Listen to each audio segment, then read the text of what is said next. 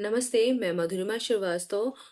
आज आपको बताऊंगी कि आकाशगंगा क्या है, ब्लैक होल क्या है। इससे पहले वाले वीडियो में हम ब्रह्मांड यानी यूनिवर्स पर बात कर चुके हैं कि यूनिवर्स कैसे बना और इसकी उत्पत्ति कैसे हुई, इसमें कौन कौन से पदार्थ थे। तो उस में ही हम उसी के अंदर हम आकाशगंगाओं के बारे में, गैलेक्सीज के बारे में विस्तार से समझेंगे। ब्लैक होल क्या है, जो कि हमारे यूनिवर्स का हिस्सा है।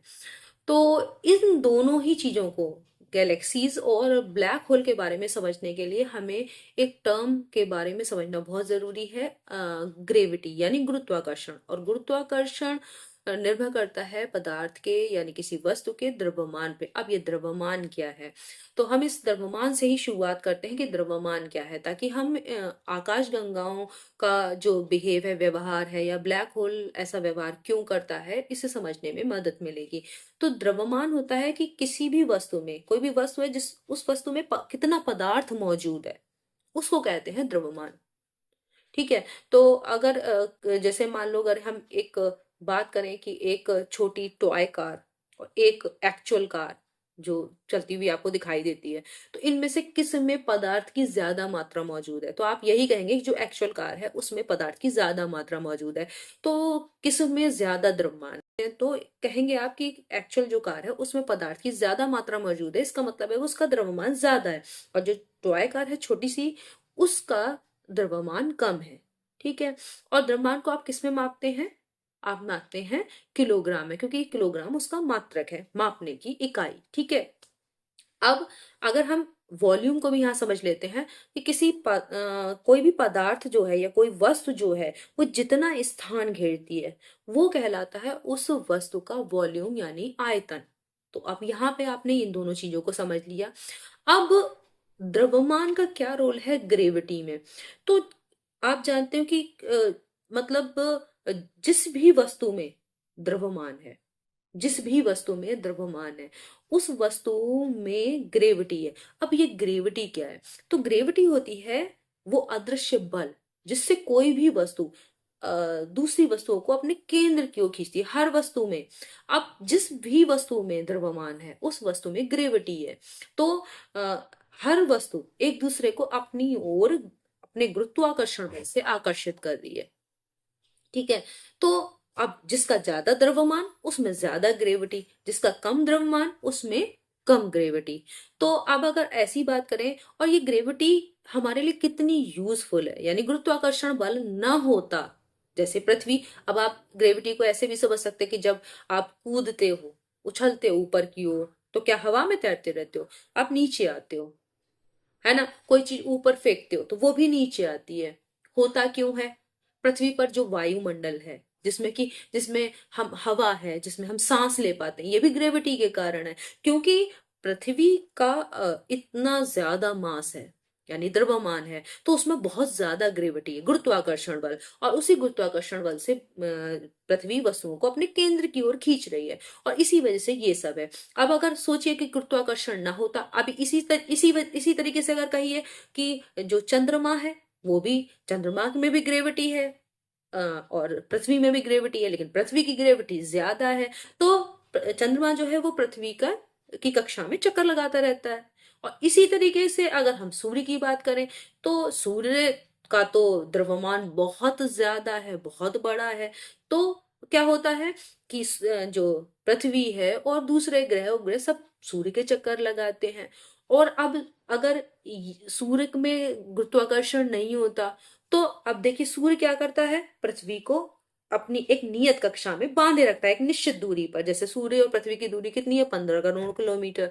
तो इतनी दूरी पर बांधे रखता है, तो उससे क्या होता है, हमें सूर्य की गर्मी, प्रकाश सब मिलता है। अगर सूर्य की गर्मी, प्रकाश ये नहीं होता तो हम जिंदा रहते क्या? नहीं होते।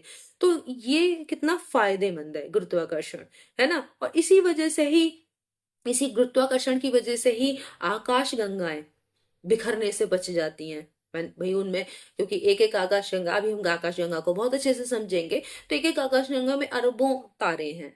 और हर एक पदार्थ का बहुत, और खाली तारे ही नहीं है, बहुत सारे धूल के कण, गैस है, डार्क मैटर है, डार्क एनर्जी, बहुत सारी चीजें, और भी बहुत सारी चीजों से जब ब्रह्मांड बना है, क्योंकि मैं इस पे ज्यादा बात नहीं करूंगी, पहले वीडियो में मैं बता चुकी हूँ। तो इन सबका जो ग्रेविटी है वो मिलकर क्या करती है, आकाशगंगा में जब ये स्पीड में गति करते हैं तो बहुत ज्यादा स्पीड होती है। तो जो है उसमें क्या होता है कि ये गुरुत्वाकर्षण इनको बिखरने नहीं देता, ठीक है। तो ये तो हो गया गुरुत्वाकर्षण के बारे में। अब हम आते हैं अपना आकाशगंगा जो टॉपिक था, यानी तो हम जैसे हमने अभी बताया कि हम पृथ्वी पर रहते हैं। अब पृथ्वी जो है वो सौरमंडल का हिस्सा है, और जो सौरमंडल है वो आकाशगंगा का एक छोटा सा हिस्सा है। क्यों? क्योंकि आकाशगंगा में तो अरबों तारे हैं, ठीक है। तो ये जो है, अब ये जो गुरुत्वाकर्षण की बात करी, तो गुरुत्वाकर्षण को मैंने अभी बताया कि गुरुत्वाकर्षण की वजह से ही जो सम्मिलित गुरुत्वाकर्षण है सभी चीजें लगा रही हैं, क्योंकि गुरुत्वाकर्षण द्रव्यमान पर निर्भर करता है, और जिस भी वस्तु में द्रव्यमान है उसमें गुरुत्वाकर्षण बल है, कम या ज्यादा वो डिपेंड करता है कि उसका द्रव्यमान कितना है, ठीक है, उसमें पदार्थ की कितनी मात्रा मौजूद है। और इसके अलावा जो ब्लैक होल है, जो हमारी गैलेक्सी के, यानी जो हमारी मिल्की वे गैलेक्सी है उसके बीच में जो ब्लैक होल है उसका द्रव्यमान तो बहुत ज्यादा है, तो उसकी ग्रेविटी और ज्यादा है। तो इस तरीके से ये सब बैलेंस करता है जो आकाशगंगा को ये सब बांधे रखने, ठीक है। तो हमारी जो आकाशगंगा है उसका नाम है मिल्की वे, और इसका नाम मिल्की वे इसलिए है, या मंदाकिनी हिंदी में कहते हैं। तो इसका नाम मिल्की वे इसलिए है क्योंकि जब हम आकाश में देखते हैं ऐसे दूध जो है सफेद दूध या पट्टी की तरह से ये दिखाई देती है, तो इस वजह से इसका नाम मिल्की वे इंग्लिश में, और हिंदी में हम इसे मंदाकिनी। जो हमारी मिल्की वे है, जो गैलेक्सी है, वो एक आकाशगंगाओं के एक लोकल ग्रुप का हिस्सा है, और उस लोकल ग्रुप में आती हैं जो हमारी पड़ोसी, सबसे पड़ोसी गैलेक्सी है उसका नाम है एंड्रोमेडा गैलेक्सी। तो ये दोनों ही जो और इसके अलावा जो लोकल ग्रुप में है कुछ छोटी आकाशगंगाएं भी हैं, बॉनी। ये जो मिल्की वे है और जो एंड्रोमेडा है, दोनों ही शेप में, इनके जो गैलेक्सीज होती हैं वो कई आकार की होती हैं, तो शेप में ये स्पाइरल शेप है। स्पाइरल का मतलब सर्पिलाकार, जैसे आप फिरकी घुमाते हो, फिरकी को आपने देखा होगा, तो वो फिरकी के आकार की हैं। और जो हमारा जो सौर मंडल है वो जो है, वो इस जो गैलेक्सी है हमारी मिल्की वे, उसकी जो भुजाएं हैं, जैसे फिरकी में नहीं होती है ऐसे से निकला होता है, तो उसकी जो ओरियन भुजा है उस पर है जो हमारा सौर मंडल है, और हमारी जाहिर सी बात है कि उसके अंदर पृथ्वी। तो हम लोग जो हैं वो मिल्की वे गैलेक्सी की ओरियन भुजा पे हैं। और जो सेंटर से जो दूरी है, मिल्की वे के सेंटर से हमारे सौर मंडल की जो दूरी है वो है 27,000 प्रकाश वर्ष, इतनी दूर पर हम हैं मिल्की वे के सेंटर से। और इसके अलावा जो है, जो हमारी एंड्रोमेडा गैलेक्सी है, जो हमारी पड़ोसी गैलेक्सी है कहेंगे, तो वो यानी मिल्की वे से एंड्रोमेडा के बीच की दूरी है 25 लाख प्रकाश वर्ष। और इसके अलावा भी अलग अलग तरह की गैलेक्सी होती है, जो कि जैसे इलिप्टिकल शेप का मतलब है कि दीर्घवृत्ताकार, इस तरीके से, है ना, वो तरह की गैलेक्सीज होती हैं। और कुछ होती हैं जो होती हैं इरेगुलर शेप, यानी अनियमित आकार की, तो वो डॉट डॉट की तरह दिखाई देती हैं, तो वो अनियमित आकार की भी गैलेक्सी होती है। तो अलग अलग तरह की गैलेक्सी हैं। अब मैंने आपको बताया था कि जो ब्रह्मांड है, ब्रह्मांड का विस्तार हो रहा है, और ब्रह्मांड का विस्तार हो रहा है, इसका मतलब ब्रह्मांड अंदर से फैल रहा है, यानी जो गैलेक्सीज हैं वो एक दूसरे से दूर जा रही हैं। लेकिन हमारी जो एंड्रोमेडा गैलेक्सी है और मिल्की वे, जो पड़ोसी गैलेक्सियां हैं, ये दोनों, जिस मिल्की वे जिस पे हम रहते हैं, हमारी पड़ोसी एंड्रोमेडा, ये एक दूसरे के पास आ रही हैं, मतलब आगे एक दूसरे की तरफ बढ़ रही हैं।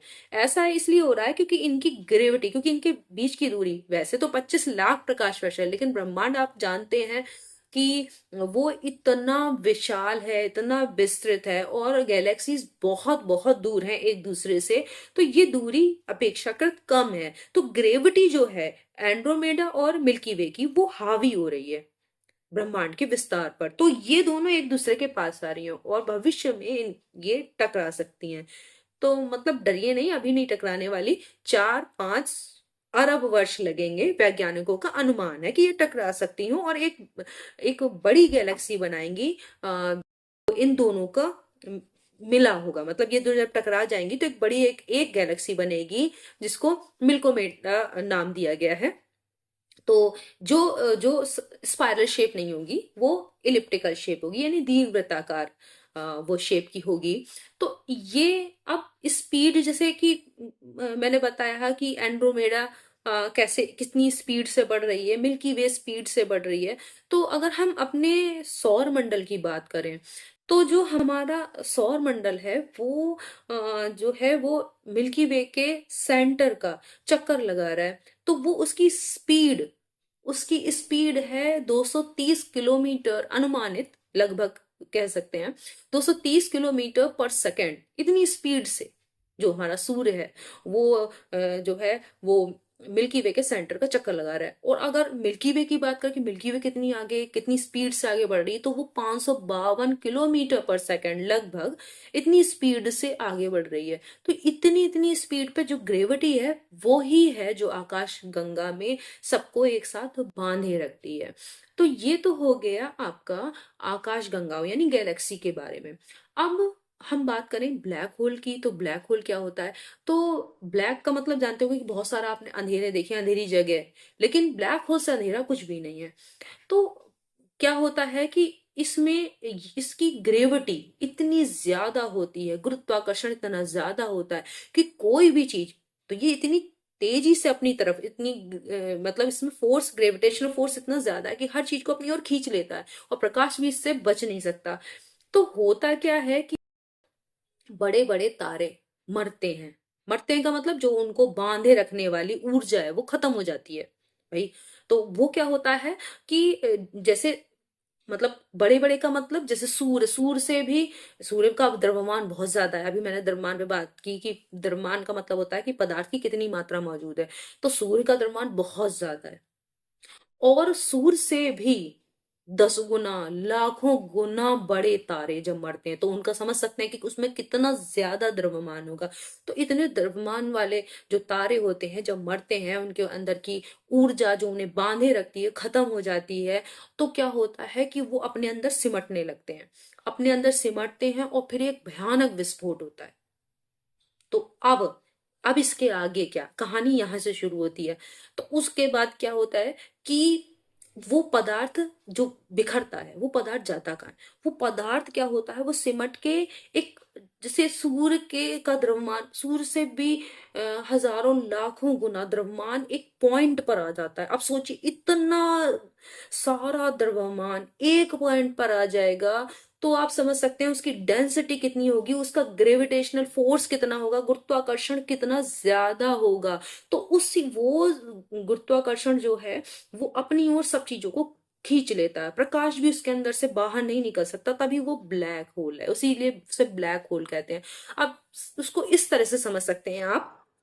और वो जो पॉइंट है, वो पॉइंट कहलाता है विलक्षणता या फिर सिंगुलैरिटी। जिस पॉइंट पर सारा द्रव्यमान उस तारे का जो मरा, उस तारे का सारा द्रव्यमान जिस पॉइंट पर आ जाता है उसको कहते हैं सिंगुलैरिटी या विलक्षण।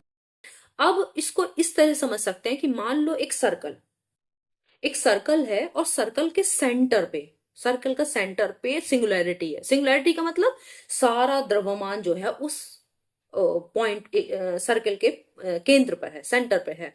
तो समझ सकते हैं कि उसके अंदर कितना ज्यादा गुरुत्वाकर्षण होगा। और जो वो पूरा सर्कल है जिसमें कि वो है, तो उसको कहते हैं घटना क्षितिज या इवेंट होराइजन। तो ये जो है, तो जब हम कल्पना करते हैं किसी ब्लैक होल की, तो वो इवेंट होराइजन के ही बारे में हम कल्पना करते हैं। और जो जो वो विलक्षणता पॉइंट है, वो यानी विलक्षणता यानी सिंगुलैरिटी है, उस पर क्या है, उस पॉइंट पर बहुत सारा द्रव्यमान उसी पॉइंट पर है, इसको सिंगुलैरिटी बोलते हैं।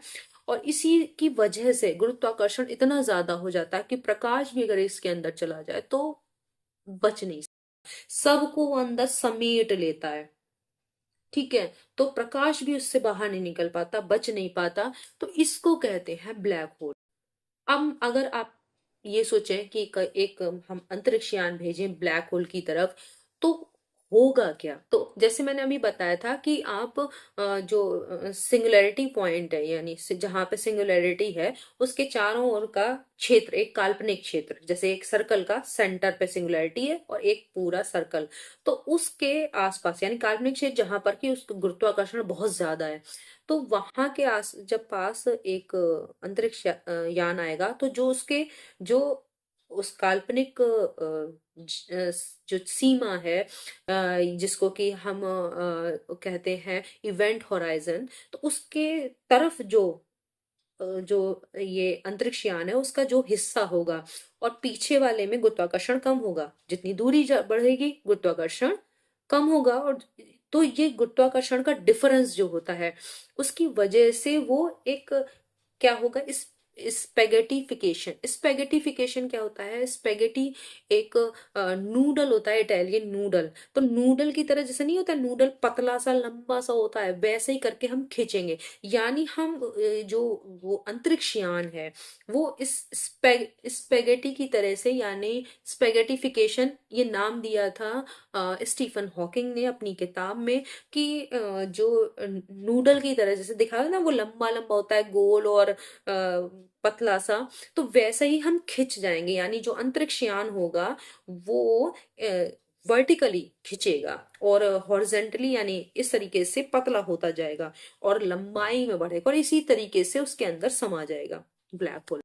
तो इस तरीके की घटना होती है जब भी कोई भी चीज ब्लैक होल के पास जाती है। वो तो मैंने एक अंतरिक्ष यान के एक उदाहरण से बताया। तो कोई भी चीज अगर ब्लैक होल के पास जाएगी, तो जो हिस्सा उसका ब्लैक होल के जो वो इवेंट होराइजन है, यानी जिसमें ग्रेविटी बहुत ज्यादा है, आप देखा एक सिंगुलैरिटी पॉइंट और उसके चारों ओर वो काल्पनिक सीमा रेखा, मतलब है नहीं लेकिन वो क्षेत्र, एक काल्पनिक क्षेत्र जो है जिसमें ग्रेविटी बहुत ज्यादा है, तो उसके पास कोई भी चीज आएगी तो जो हिस्सा उसके तरफ होगा वो वर्टिकली, वर्टिकली का मतलब ऊर्ध्वाधर ऐसे लंबाई में खिंचेगा, और जैसे चौड़ाई जो उसकी होगी वो पतली होती जाएगी और एक नूडल की तरह हो जाएगी, आगे तरह इस तरह से खिंच जाएगा उसकी तरफ। तो ये है स्पेगेटिफिकेशन, और इसको बताया था स्टीफन हॉकिंग ने कि जैसे ब्लैक होल की ग्रेविटी की वजह से कोई चीज अगर उसके पास जाती है तो कैसे उसके अंदर और अब ब्लैक होल की ग्रेविटी बहुत ज्यादा होती है। तो अब हम इसे जानते कैसे हैं? क्योंकि प्रकाश भी इससे बच नहीं पाता, तो सब अंधेरा होता है, तो जान कैसे पाते हैं कि ब्लैक होल है? तो ब्लैक होल के आसपास के जो गैसेस हैं, जो धूल के कण हैं, जो तारे हैं, वो अजीब तरह से घूमते हैं, अजीब तरह से चमक। और हमारे वहाँ जो हमारी मिल्की वे गैलेक्सी है उसमें जो ब्लैक होल है उसका नाम है, जिसके कि चारों ओर हमारा सौर मंडल चक्कर लगाता है। क्योंकि आपको मैंने बताया था ब्लैक होल का की डेंसिटी बहुत ज्यादा होती है, क्योंकि उसका द्रव्यमान बहुत ज्यादा है और वो एक पॉइंट पर है, सिंगुलैरिटी पॉइंट पर। तो इस वजह से उसकी ग्रेविटी बहुत ज्यादा है। तो उस हमारे ब्लैक होल का नाम, जो कि हमारी गैलेक्सी मिल्की वे में है, उसका नाम है सजिटेरियस। तो ये थी जानकारी कुछ आकाशगंगा और ब्लैक होल के बारे में है। आशा है आपको पसंद आई होगी। नेक्स्ट वीडियो में हम फिर मिलेंगे और हम बात करेंगे सौर मंडल के बारे में। जो हमारा सौर मंडल है, सूर्य और उसके ग्रह उपग्रहों के बारे में। इस जो अभी तक मैंने आपको जानकारी दी उस संबंध में एक मैंने क्विज भी बनाया है, आप उसे अवश्य कर लीजिएगा ताकि आपकी समझ और पक्की हो जाए। नेक्स्ट वीडियो में मिलते हैं, तब तक के लिए धन्यवाद।